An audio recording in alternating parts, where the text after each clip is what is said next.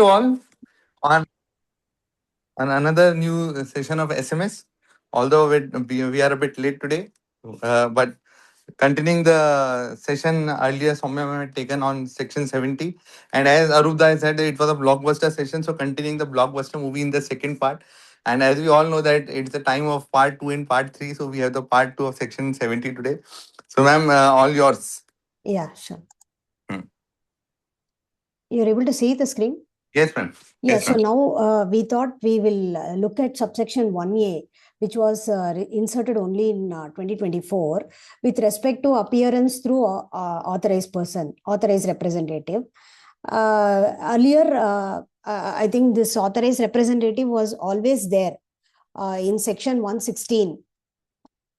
It was always there, but I think many officers were not allowing to appearance through the authorized representative, and therefore it was specifically included in the subsection 1A itself that authorized representative can also appear in summons. But if this is not like a wide provision, in the sense that if a personal appearance is directed by the authorized representative, by the the summoned person, authorized representative cannot appear.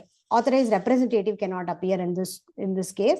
The jurisprudence is very old. In 2011 also, in Kishore Samra, they have given the decision that direction was also taken from D.K. Basu's case, which said that having regard to the special facts and circumstances of the case, we deem it appropriate to direct that the interrogation of the respondent may be held within sight of his advocate or a person duly authorized by him. That is, it can be in the at a safe distance, and he cannot direct what answers can be that are to be given by the summoned person, and he cannot influence his answers. His answers should be from the facts known to him.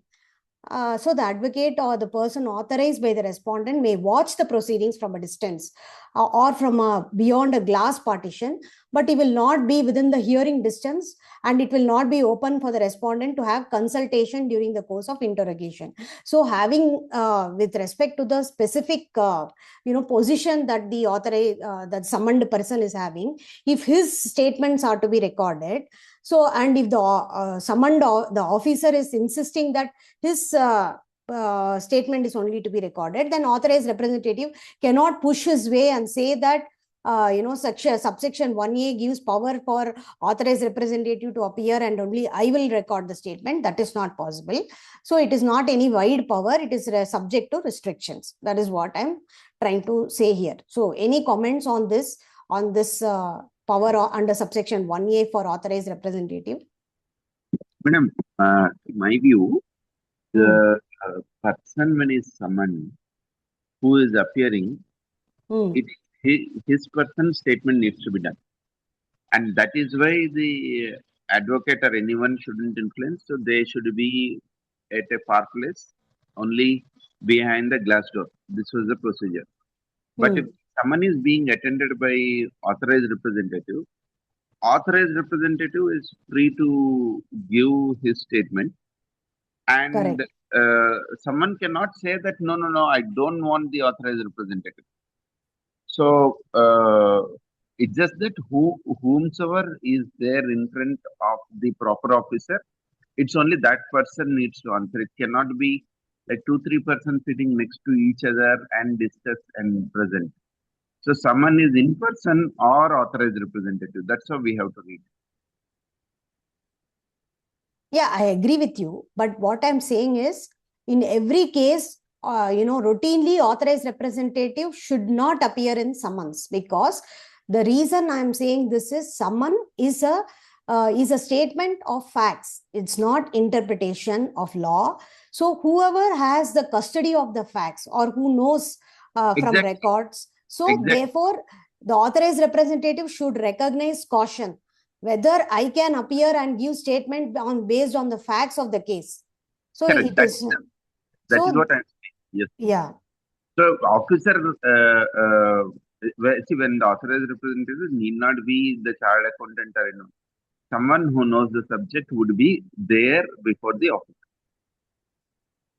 No, yeah. And if a person is specifically mentioned, like the the senior officer in the company, like a director is summoned, and it is named that the director only should appear, then in that case, authorized representative cannot appear on behalf of the director, who is the custodian or who is the decision maker of that company, and who can give the original information with respect to the activities that are carried on in the company. Like a CA, who is only a advisory role, cannot say things on what the management is doing with respect to various aspects of the company. That authorized representative or a CA cannot provide evidence on oath. So in those cases, authorized representative should not appear, and we should advise the client to go and appear and give the statements of facts, whatever is there. Now, when you say client, in the client office should be director or CFO?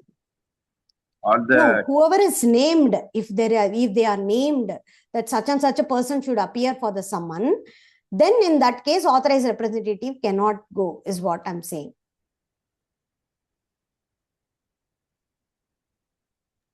Ma'am, my view is that the scope of the term authorized representative, why they've added. See, if supposedly there was a proprietor and he wanted someone to authorize and give statement because the other person is managing the affairs of that firm, then in that case, if the person who was taking the statements could have accepted and recorded the statement basis upon the declaration that whatever the other person says, the proprietor would be bound by it. So for that, there was no requirement for having inserting the term authorized representative.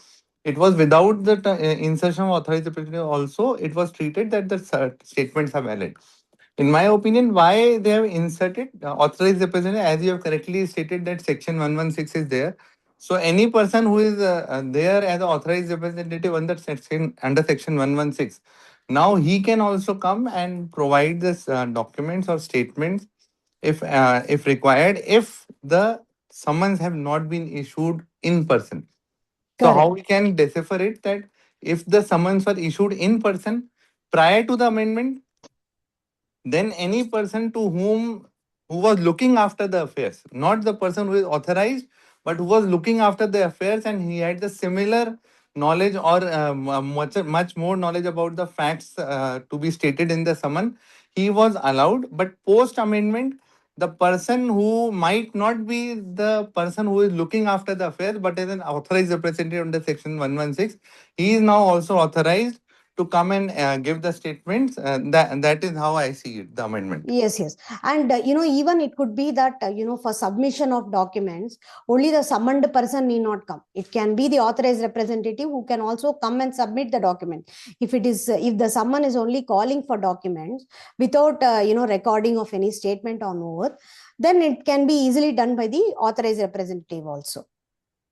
So and it depends, as you said, it depends on the facts and circumstances of each case. So because the summon, if there is an underlying inquiry that is going on, and in those cases, it might be proper and correct for the summoned person itself to come and give the statement rather than the authorized representative. So I think it more or less depends on each circumstances and facts of each specific case. Again, I would say that submission of documents by an AR was allowed prior to the insertion of the term authorized representative. Now, what is the scope of insertion of the term authorized representative even for submission of document? That if he is authorized, he can, during the course of submission also, and if the officer requires, that they have to be certified as true and correct and nothing should be false, then in that case, authorized representative is entitled now to certify, and that would be binding upon the owner also. So mere submission was allowed prior to the amendment also. The scope was not to allow them to submit, but now them to bind the certification or the correctness of the document which are being submitted, if required to be certified by the AR, then that would be binding upon the owner. That is the scope of 116 amendment. That is how I see. Yeah. And I also thought that this provision, specifically including subsection 1A was for the officers because they were under the impression that 116 cannot be for summon proceedings because it is to a specific person rather than as a taxpayer or a registered person per se. So maybe it was more for the officers to accept authorized representative in respect of summon proceedings. Yes, because this amendment in any way, if AR takes the responsibility, is a burden upon him, not something like of a power. So Correct. it has more of the officers rather than the taxpayer. Correct. Okay. So, So, ma'am, yes, sir. before going into the jurisprudence part and what are the particular, say, situations in the case, I would like to understand that within section 116, there is an exception which Arpit sir has pointed out in a manner. When it is the exception is that person can be represented by authorized representative otherwise than when required to under this act to appear personally for examination on oath or affirmation. So like Arpit sir was saying this, so I just want to first understand what is the sections there. So was 116 as it is available there, was it applicable to summons, but was it applicable to, should we understand it like that it was applicable to summons, but except for these two circumstances where that person is to be examined on oath or affirmation is required, like the example of Sir gave. And now if section 1, subsection 1A has come, is it overriding this section 116 being specific within the section 70? And this is the one aspect of understanding the legislative language itself. Then coming to 1 capital A, what I find is that there are readings of subsection 1A, and these readings are based on, say, if we go to 71A, it says all persons summoned under subsection 1 shall be bound to attend either in person or by an authorized representative as such officer may direct. So there is one reading absolute which says, clarity. yeah, Yeah. so one reading says that the authorized representative can come only if officer has directed. The other reading says no, it is the discretion of the authorized person whether to send the authorized representative. The officer may direct is regarding to the date, time, and venue, etc., where that summon has to be answered. So, what is the literal reading first of 1A or then of 116, or maybe these? Then, before going into the legal jurisprudence and the precedences we have regarding the examples we were going, can Yeah. we, if we have time, can we dwell on this a little bit, please? Yes, sir. So section 116, I'll read for the benefit of the members. Any person who is entitled to appear before an officer appointed under this act or the appellate authority or the appellate tribunal in connection with any proceedings under this act may otherwise than required under this act to appear personally for examination on oath or affirmation, subject to the other provisions of this section, appear by an authorized representative. So here it says that when it is required for examination on oath, to appear personally for examination on oath, authorized representative cannot appear. That is what section 116 is saying. Otherwise than when required under this act to appear personally for examination on oath or affirmation, subject to the provisions of this section, appear by an authorized representative. Whereas section 70 is giving power for authorized representative to record statement on oath. I think 70 is overriding section 116, definitely. Madam, sir's question is, like, if we look at the inserted section 71A, yeah, what is the appearance where it says all persons summoned under subsection 1 shall be bound to attend either in person or by authorized representative. Okay. As such officer may direct. Now the word Yeah. as such officer may direct, is it to be read as that, okay, I allow the authorized representative to attend, or I only want the person to he summoned to attend? How that has to be interpreted is the question of the sir. Gurujit sir, why I'm right? Yes, sir. Yes, sir. Yeah. So, yeah, I mean, the officer will generally not say that authorized representative can attend the summon or issue the summon directly to authorized representative. That never happens, right? So he always issues to the registered person or the person on whom the Question. inquiry is happening. No, the question is summoned to proprietor. Correct. Summon to proprietor. His finance manager has gone and appeared. Hmm. Now, can the proper officer say, no, I don't want to hear you. I only want to hear proprietor? That's the question. No, if the summon wordings are such that the director has to appear and record his statement. If there is a clear direction in the summon itself, then that person has to appear. If it is generally to the registered person or an unregistered person, taxpayer, then I think authorized representative or the summoned person, whoever can appear. There is no restriction as such. That's what is my reading of the section. Can we then understand it to be read as that it is a discretion of the officer if it is just against a legal name and a GSTIN, then there is a choice for that taxpayer to send whosoever they wish to send to attend the summons. And Yes. second situation can be, let's say, if it is addressed to an individual belonging to that organization, is the officer bound to clearly specify that you may attend so and so at such and such place on so and so date on your own or by your authorized representative? And unless and until or by authorized representative is mentioned specifically by the officer, it should be taken to understand by reading the summons that no authorized representative cannot attend. So how should it be? How would the officers be treating it if it is for the officers?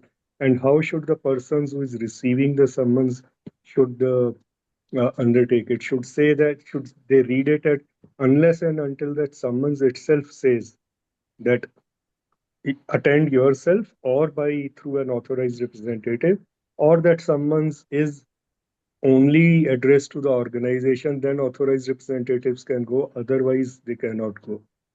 Because the summon statement or the summon issuance is a standard format they adopt from one circular I have seen. So I don't think in the summons, any of the summons I have seen so far, they have mentioned that authorized representative can attend, or that such word is not there in the summon I have seen. So I feel if it is given to the taxpayer or a registered person and doesn't specify, direct any personal appearance, then I think it, the finance manager or the CA can appear. Because such words I have not seen that authorized representative can appear, because as far as the officer is concerned, he wants the statement directly from the taxpayer or registered person. Because when you go to the authorized representative, it is a second-hand version of the story. It may not be the correct facts at all, because it is the person who is actually doing the things from straight facts coming from his mouth or from a second-hand authorized representative will definitely vary, right? I mean, I will interpret some of the facts and then give my own interpretation. Which is not the requirement here. So here the facts is what is being submitted in the summon proceeding, and therefore I feel that if it is directive in the summon itself, then that person, or if it doesn't say anything and is silent about it, if it is just addressed to the registered person or the taxpayer, then I think authorized representative can appear. Ma'am, what Gurjeet sir has said. See, I would like to give my interpretation, and somewhere it is in line with Gurjeet sir, that Section 116 is for authorized representative. And as I stated earlier, prior to the amendment also, there was no bar in someone coming else, someone coming in place of the owner and giving the statement, subject to the declaration from the taxpayer and acceptance by the officer. Now, Correct. what is this? How this amendment has taken place? Now, previously authorized representative could have only come on the declaration being given by the taxpayer and acceptance by the officer, but summons could never have provided that you may come yourself or come by authorized representative, because authorized representative is a third person which is not in the schema of the things between the taxpayer and the department. Yes. Now section 71 capital has empowered the officer that if he wants, he can allow the attendance of any third person who comes within the ambit of section 116, specifically stating in the summon. Prior to that, he could not have stated that you send your authorized representative. Prior to that, he could only issued a summon for the individual appearance, and then the letter comes from the taxpayer and acceptance is given by the officer.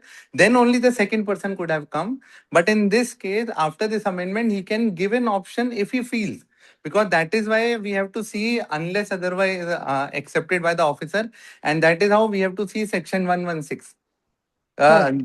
The word which Guji sir said, that this would not be applicable on individual presence or statement being given on the oath.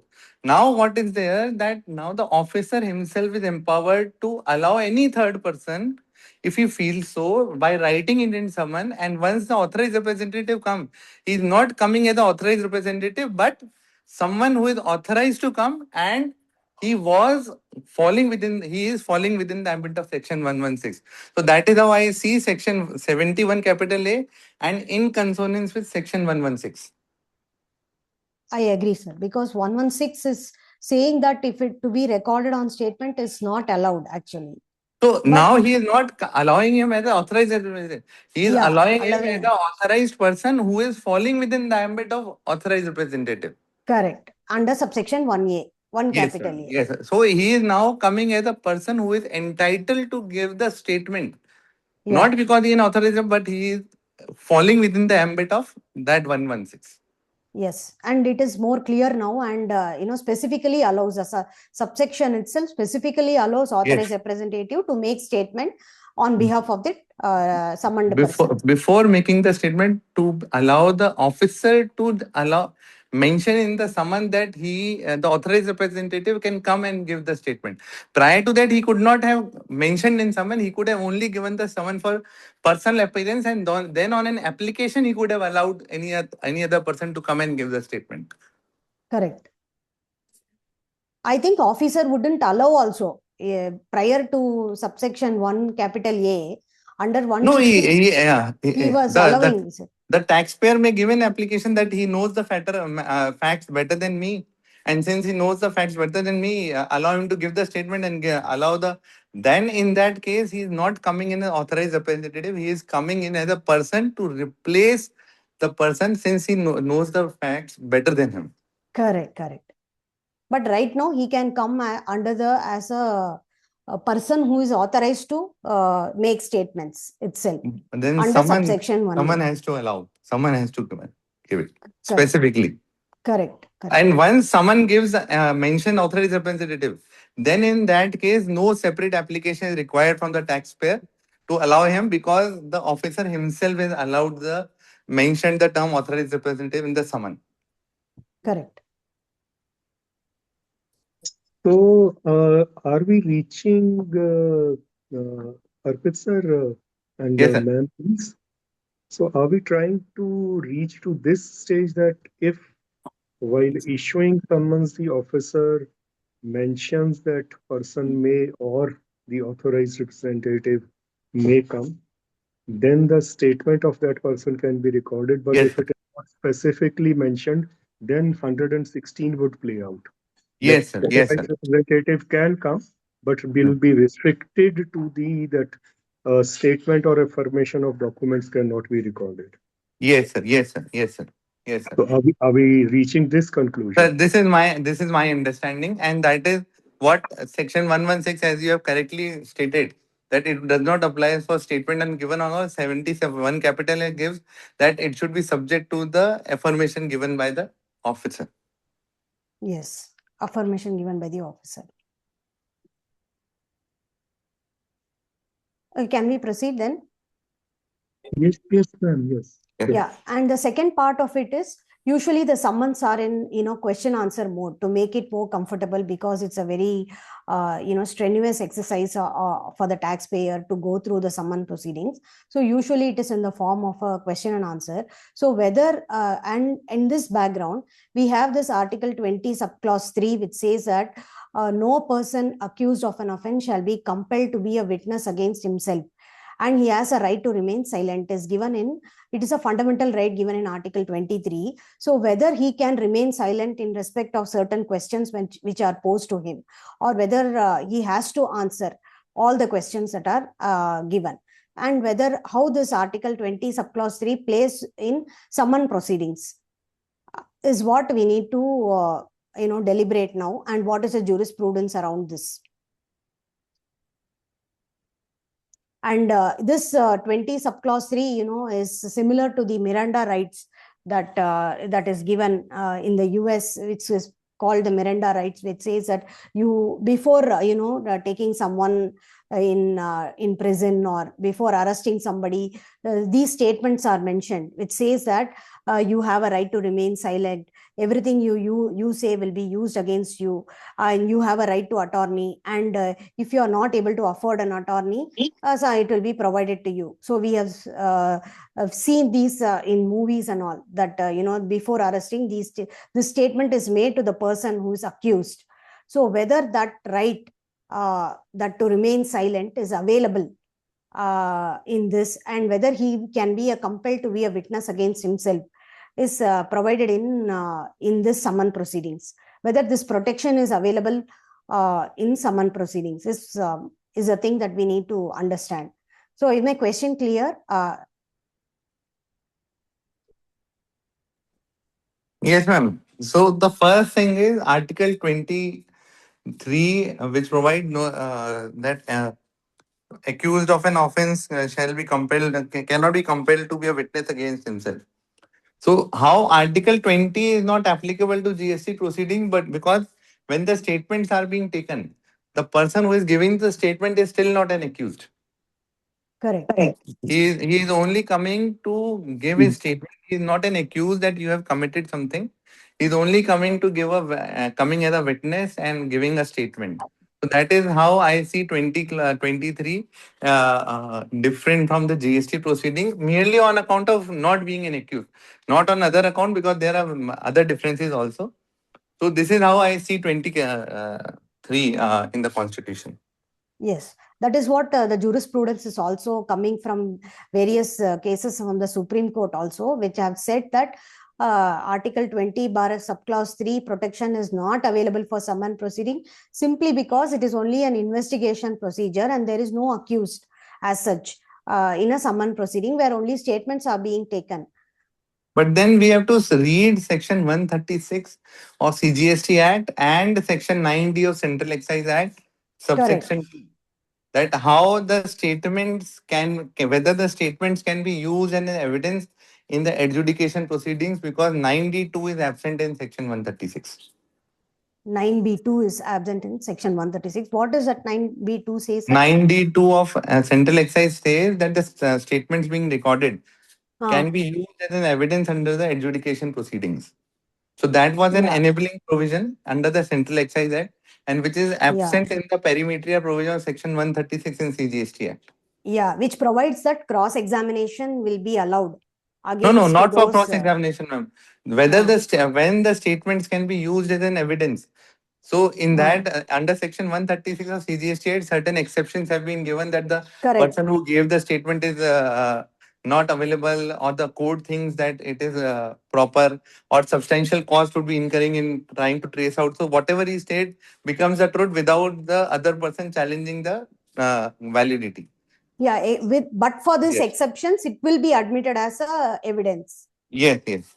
But that admission of evidence is also not that exclusive, that it is not subject to any further cross examination, or it has to be substantiated with further evidence.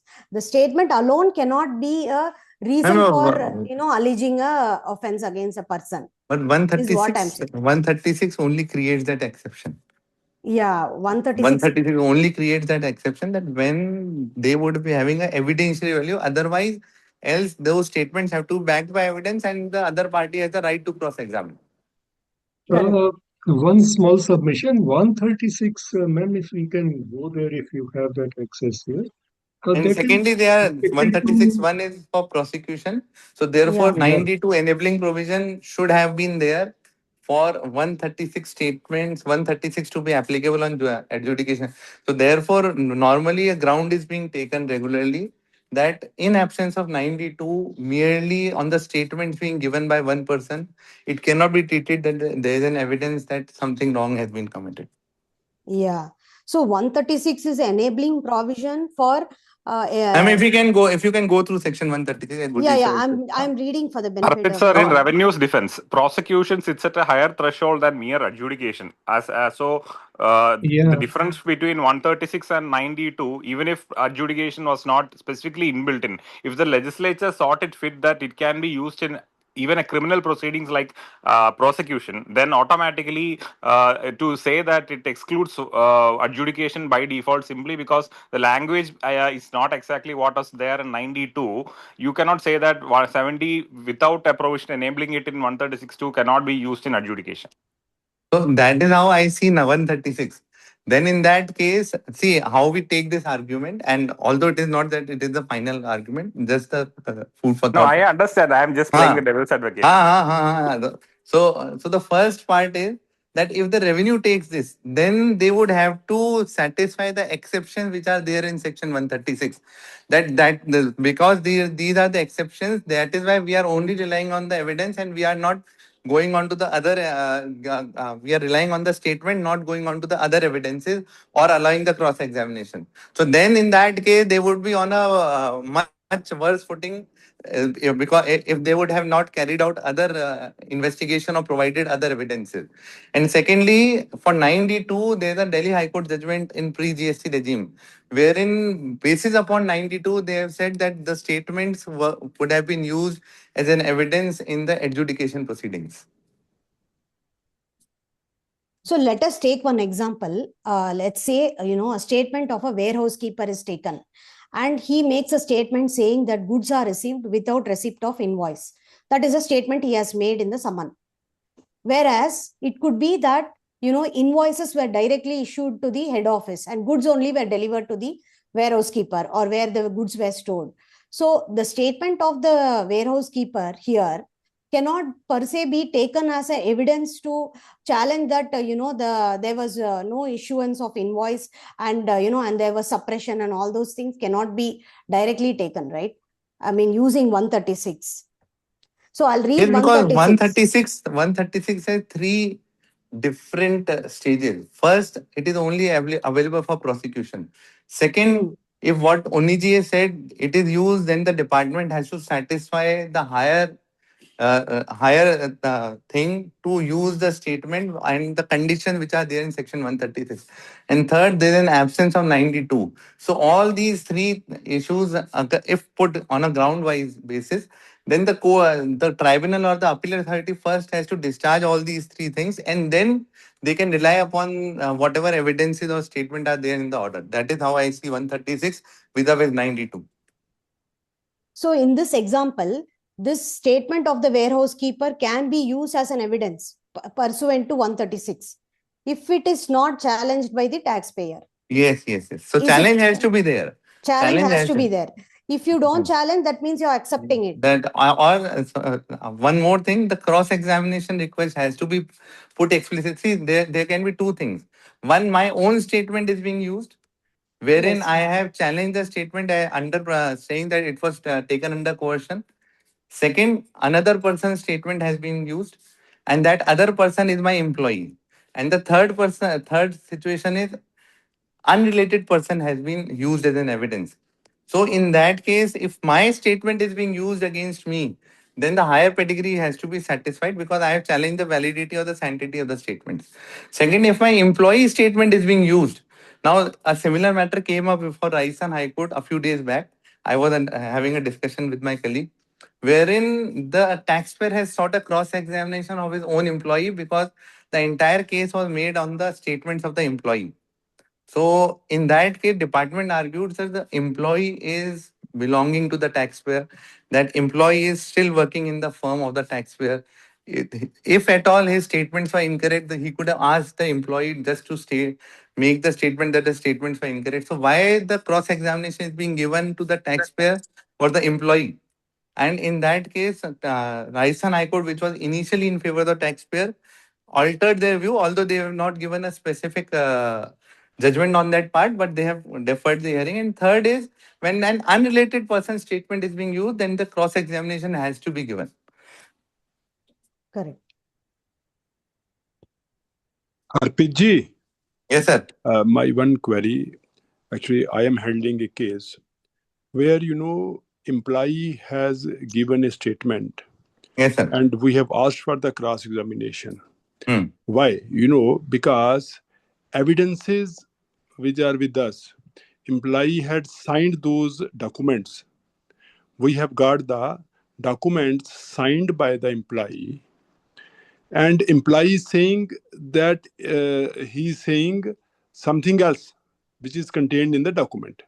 So in that case, if we have got some evidences with us to substantiate that the statement of the employee is not correct, then I think cross examination should have to be Sir, allowed, in sir. that case, what is advisable as to me, what we have done just 2 days back. In that case, the statement of employee was taken, and we asked for the statement of the employees along with DRC 1A. But the tax officer stated that this will only be given to you at the time of show cause notice. We filed a writ petition before the Rajasthan High Court. On the basis of the writ petition, we were given copy of the statements of the employee. Then, once that was given, we perused the statement to the employee. The employee then made an affidavit that the copy of the statements was not given to me after the statements were recorded. And now I have gone through my statements, and the sign was made under pressure. And when I have gone through the statement, it appears that some incorrect things have been recorded, and therefore my statement should be treated as nullified. And I want to give a fresh set of statements. So, because in that case, the employee is working with you via a cross examination, you can give a copy to him if the copy was not furnished earlier, because I am entitled to get a copy of the statement once my statements are finished. It is not that the copy should not be given to me. So if the copy has been first time served only after DRC 1A, and the employee makes a statement that since the copy was not available earlier, I was not able to read through it. Now I have gone through, I want to give a fresh set of statements. Then in that case, cross examination is not there. Secondly, if the employee is left, and now that employee is being used as an statement of that employee is being used as an evidence, then in that case the fact needs to be brought on record that the employee is left with us, and since the revenue is using the statement as an evidence, therefore the revenue is duty bound to give me a cross examination. Because if the employee is working with you and you are asking for cross examination, one case came before us wherein the son said that my father is handling the matter. The father gives a statement. The son says that the statement of the father are incorrect, and then son asks for the cross examination, wherein the father is living with him for after giving the statement, and statements were taken 2 years back. So how in that case the cross examination plea would stand when both are staying together, both are meeting with each other, and the other person can very well withdraw a statement, provided the statements are not withdrawn after a substantial gap of time, and provided they are withdrawn citing a proper reason. In one of the case, when we gave the statement to the employee, he stated that he is not able to read Hindi because he is coming from Nepal. So therefore, if we go through the GSTAT procedure rules, and if the person is illiterate and unable to understand the language, then in that case, the person who knows him should read the statement in presence of the notary person and the advocate, and they should record that the statements were read and told to him, and he agrees with the statement. So that process was not followed. So ultimately, in the statement aspect, what I feel is we have to be very careful that how we make our case and how we challenge the validity of the statement. Not that what I have stated is the correct thing, but some things have to be seen in light of the case which we are dealing. I agree with you, sir. I agree with you.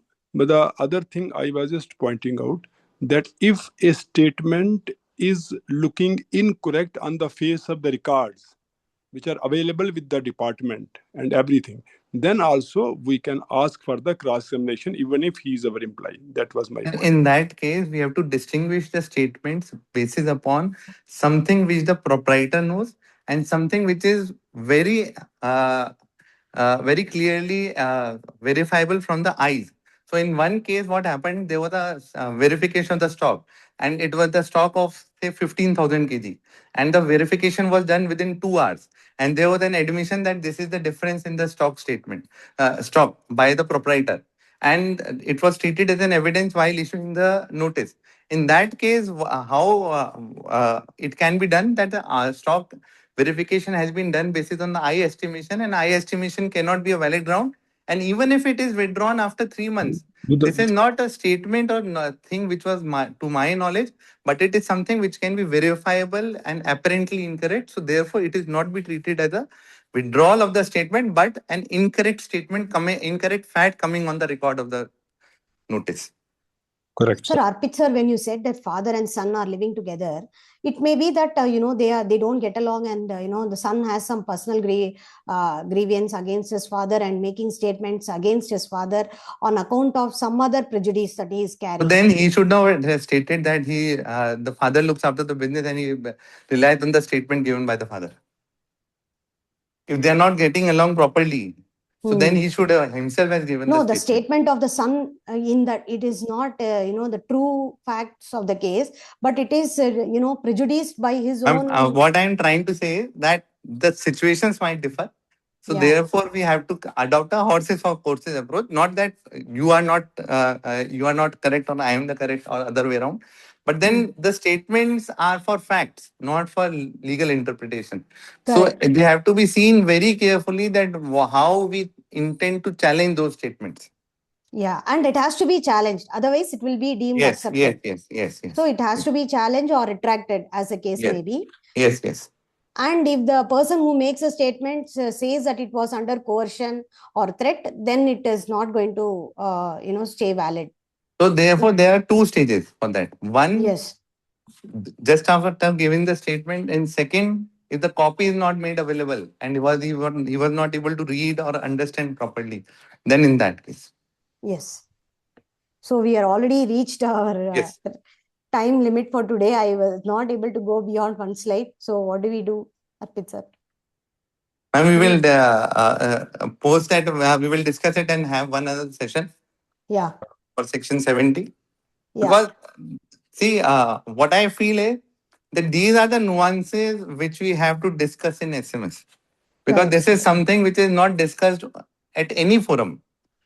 Right. Many of us have been at speakers at most of the forums and many forums, but these are the slight little things which we discuss in SMS, and without the discussion on these things, our discussion is incomplete. Like the one thing Gurjeet sir brought on record, that how 116 has to be read on 71 capital A, and how exclusion of oath and inclusion of authorized repair would stay together. So this is something which we discuss, and this is the thing which creates an interest for attending the SMS. Yes, sir. I agree with you. And the summon chapter will not be complete. I mean, this reading of the section will not be complete without reading a little bit of armor security and Radhika Agarwal's case. So no, yesterday, ma'am. Yesterday we were discussing. I was having a discussion with Unniji, and he also shared some Supreme Court judgment wherein he said that the statements being given on oath are equivalent to an evidence under Section 65B. And this is the recent Supreme Court decision given in August 2025 in Customs. So that is also a very relevant thing which we have to discuss under Section 70. Because when we give the statement, it is not at all advisable that we challenge it. Because it is only an inquiry stage. But post giving the statement and upon receiving the copy of the show cause notice, how we have to develop that case and how we can challenge the statement, that is the one thing which we need to have a greater discussion. And decision which Uni Krishanji gave of the Supreme Court under customs, that we will be sharing in the group as well. Please share that, sir, because Ah. I was always going through the armor security and under the understanding that inquiry is deliberated so much in detail in armor security case, where they say inquiry cannot be stemming from a scrutiny or an audit. It kind gives that kind of interpretation in that case. So that was the reason I took inquiry means an investigation under 67 or 68, 69, etc. So we would be keeping one another session on 70, looking to the availability of subsequent speakers, because next speakers are lined up for the coming Saturdays. But definitely we will be keeping a session more on section 70. We're troubling you. No problem, more sir. with these boomerang questions, because it is you who is taking up the questions front on. Rest else are giving and sharing it from the backside. So that is one thing. I am also thankful, for the opportunity. It's a great learning opportunity. Otherwise, we will not go into so much of detail. Because generally, it's the section itself, 70 is such a small section, but it has so much of depth. But unless and until we read and discuss, these things will never come out. Every litigation has a foundation from section 70. So if the foundation is not discussed and if the foundation is weak for us or for the department, how the superstructure will stand upon it? So that is the importance of section 70. Sure. So any other views from the participants? One thing I would like to request is if you can take a do's and don'ts of retraction statements. Yes. I'll include that. And one thing we request only Krishanji to share the judgment. Yes, I will go through and we will have to do a comparative study between armor security and the decision that you are giving. Yes, and equally relevant in section 70 is the relevance of section 145 evidences which are given during the course of summon, the electronic evidences under the IT Act, and how those evidences, the IT devices have to be, information has to be extracted from those IT devices, and how they can be used in evidence, and what errors which the department can commit while extracting that information. Yes. We'll have one session on that. I don't know if we'll be able to complete everything in that 1 hour also. Maybe we will need but then some sections deserve a test match rather than a T20. Yes. Arpitji, one thing I wanted to know for the benefit of all, that if a person is a related person or he is employee, then is there any specific provision in the law which says that he can't be cross-examined, or it is just general principle of law? It is general principle of law, because he is something whom you can directly influence, and you are asking for a cross-examination. You can discuss with him, and then he can submit his version of the statement, that whether it is correct or not. Why are you asking us to bring him on record when you are dealing on a day-to-day basis? That is the thing coming from the department. So ma'am would take it further in the next session. Yeah. And but one thing more, sir. In the case of statement, one thing more, sir. One point has also to be covered.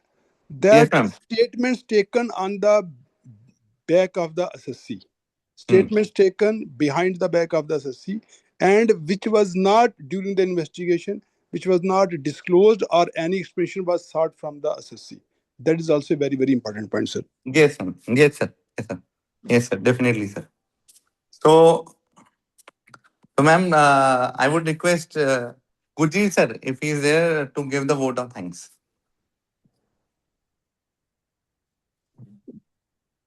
Sir, may I submit that? Yes, sir. I have done it a few times. Let Malhotra sir or someone sir. else So Malhotra sir, do it, please. Malhotra sir, now we are passing the work further, like Thanks. 70 minutes allowed. I really thanks a lot to Somaya ma'am and to all the participants who have taken it. And this is such a discussion which it has not been, we have not been able to close it within 2 sessions. And a third session will also go. And all the points which have been raised will be taken up by Sumaya Madam in the next session, whenever the SMS allows them. Thank you. Thank you. Thank you, sir. Thank you, ma'am. Thank you, sir. Thank you. Thank And you thank you to all the and participants. yeah, happy Independence Thank Day. you, everyone. Thank you, ma'am. The Thank same. you. Thank you.